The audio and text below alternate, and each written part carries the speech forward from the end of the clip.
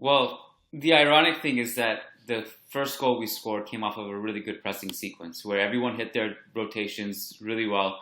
Everyone was in sync. They congested that side of the field. It eliminated the switching ability of Elche, and Elche make a pass out of the back that has no hope and no prayer. Casemiro intercepts it, plays a beautiful one-touch pass to Mariano, and then Vinicius scores. And by the way, this is another classic example of Vinicius. Last season, we put him in that position. He's probably just going to panic shoot that somewhere, and I don't know what happens. But he'll put his foot through it, and I don't think it's as nearly as calculated as that moment. But I also do think that Elche, like we didn't press that much, obviously, and it's very easy to kind of go through the game and see like our sporadic pressing every time it happened. And I would argue that Elche just missed the open pass, and we didn't press that well. And the Casemiro thing is like, man, I just don't understand. He's such an enigma. We've talked about this so many times over the years, and if we just keep it specific to this game. I tweeted about this, and maybe I should have been more careful about my jinxing powers, but like he can, like there was one pass he had in this game in the first half where again he's like kind of falling, and he's with his left foot, and he gets it at his feet plays a beautiful leading ball in transition to Rodrigo. I swear to God, he is better at making the pass from 40 yards out, falling on his ass, being pushed down on the field, and using his left foot and switching it over a vast space than he is at just making the simple 3-yard pass. And you kind of see the way he gave up the goal at the end. Like that's not. He doesn't even look. He just kind of just hits it for some reason, and without even calculating anything, without even looking to see who's open. Is really the switch to the right side the best option? Should I take a chill pill? Should I just take a touch and just look around?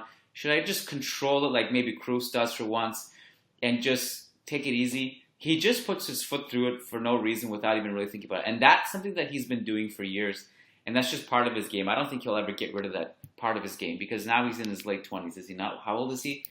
It's not just going to magically solve itself. 28. So 29 actually. So that's just part of his game, and then just when you're like, okay, so in this game I actually thought he was awesome. By the way, Matt, I actually thought he was genuinely really good. Defensively, he was really good, and offensively, he had the hockey assist. He had some other good passes in transition. But then he gives away the goal, and you're like, oh, this is classic Casemiro. And then, at the end, he has this flying, crucial 95th minute challenge when Asensio misses a defensive assignment on the right wing. He comes over in the 95th, just when Elche were about to get a cross in for the last play of the game, and plays and has a brilliant slide tackle. So I just look at all of this, and I'm just like scratching my head, and I'm like, okay, so this is a game where I think, even though he gave up a goal, he also helped create a goal and saved a bunch of goals. I guess the cost-benefit analysis is positive. In other games against Chelsea, Ajax, Manchester City, not so much. So, I don't know. This is the long-winded way of saying I'm looking at this midfield. I thought Modric looked super gassed today.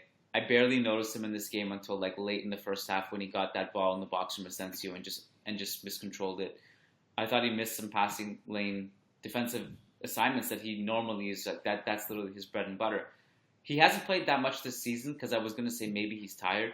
But I did feel like maybe like you're going to have games like this from an older Modric who sometimes he just needs to sit down a little bit.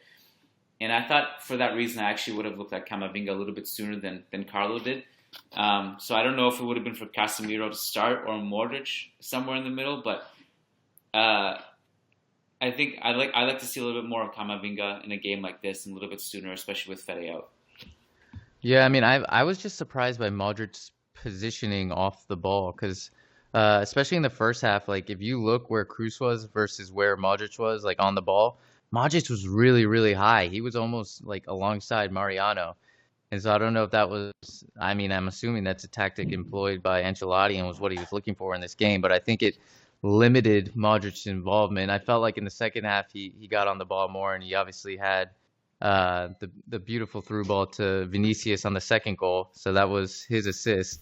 But yeah, other than that, like I didn't think this was like Modric from last year. I mean, think about all of his performances last year. He, Courtois, Cruz, Benzema, they carried the team last year, like literally put it on their back. And I think we've only had a few of those type of Modric performances so far this season. I don't think he's been quite at that level, but I don't think he's dipped like dramatically or anything like that, or he's showing a major decline like he did in the 2018 season. I just think he's kind of right now he's leveled out. Maybe he apparently he had some physical issues on Wednesday and that's why he didn't play. So maybe he was just being a little bit conservative with that injury, potential injury.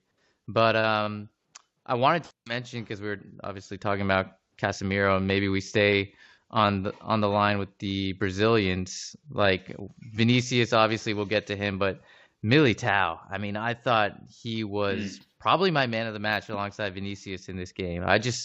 I thought he completely shut down Boye, and Boye always plays really well against us. Like I don't watch LJ often, but like every time we play against him, I think he's like one of LJ's standouts and always kind of gives our back line a tough time. And I thought Alaba struggled with him more so than Militao did. Like every Militao's tackles were clean. He had that one standing tackle on Boye where he literally just puts his foot out and wins the ball.